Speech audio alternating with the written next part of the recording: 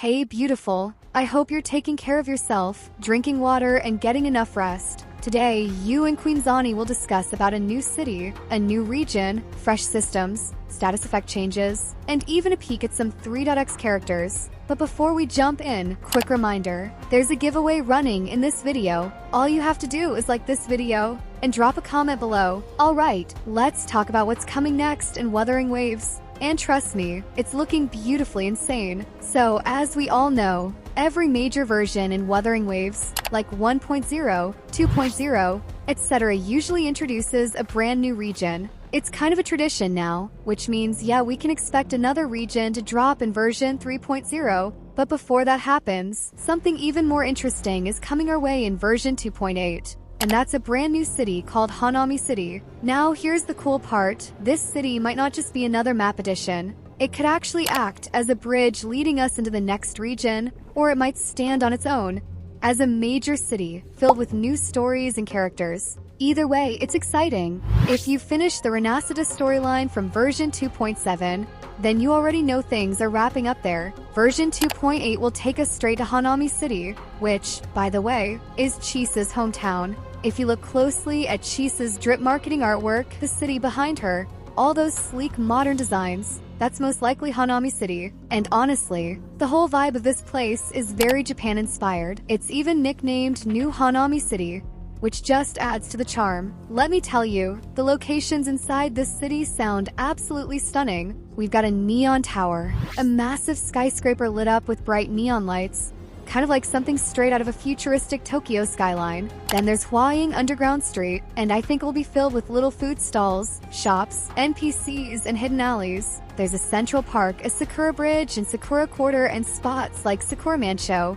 which feels like one of those cozy town blocks you just want to explore endlessly. We even have something called Meishin Passageway. From the name, it sounds like a tunnel or walkway, maybe even a secret path underground. Oh, and get this. There's a summer corridor, a tennis court. Imagine if we could actually play tennis there, a residence playground, and even a train conductor cafe. I mean, come on, a conductor-themed cafe? That's adorable, and I'm totally visiting that first. Now, here's where things get even more interesting. After 2.8, we're not getting version 2.9, nope. We're jumping straight into version 3.0, which means it's time for the new region, Leroy. Leroy is described as a polar Arctic region, far up north in Solaris. Imagine endless snowy plains, icy tundras, and deep underground caves where the warmth of the planet still glows. But it's not just a frozen wasteland. This place mixes ancient mystery with advanced technology. Think glowing ruins, strange machines half buried in snow, and cities powered by energy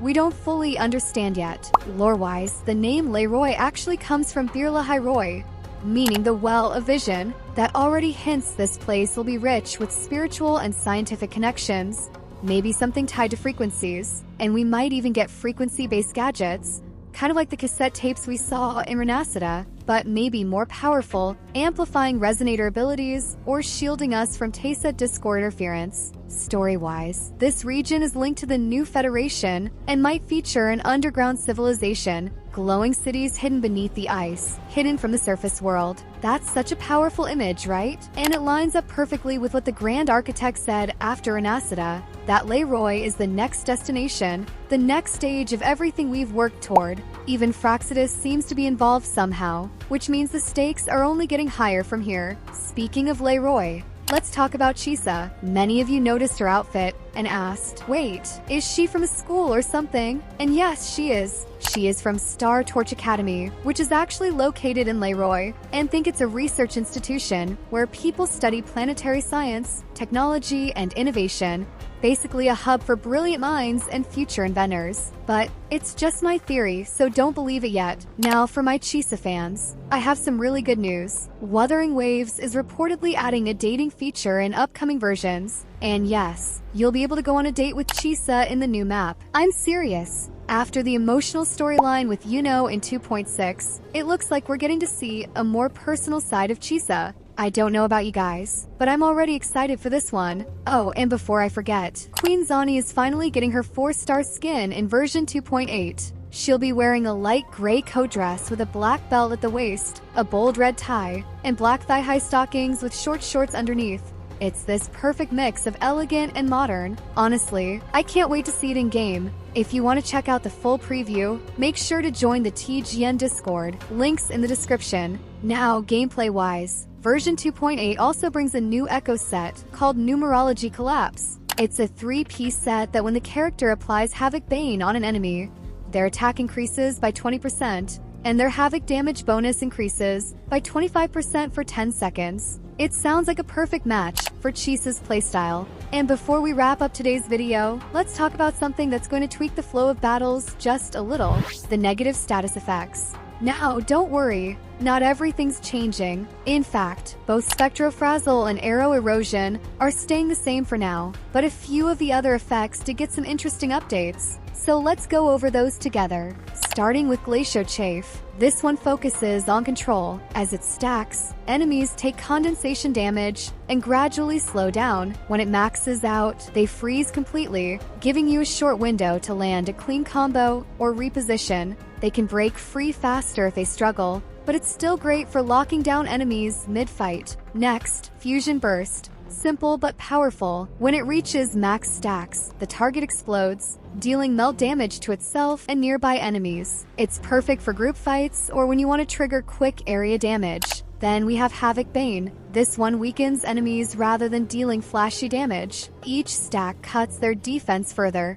making your follow-up attacks hit harder. And finally, Electro Flare. This one's about timing. It deals conductive damage over time, but its stacks drop by half after a while. If you reapply it at full stacks, you trigger a stronger, stackable flare. Each new one increases the power of the next until it detonates and resets. Overall, these changes make combat more tactical. You can't just spam skills. You need to manage stacks and time your effects. Now, before I send you off, let's end with something exciting. A little peek into the future of 3.x. So, aside from Leroy and all the new exploration we talked about earlier, we've also got some potential new characters coming our way. Keep in mind, this info might change down the line, but right now it's looking really interesting. First up, we have Linnea, a 5-star Spectro Sword user. Given that Spectro is all about light and frequency, she might be deeply tied to the spiritual or scientific side of Leroy's lore. And then we've got Monin, a 5-star fusion sword user. We also got their collab picks, but to them join TGN.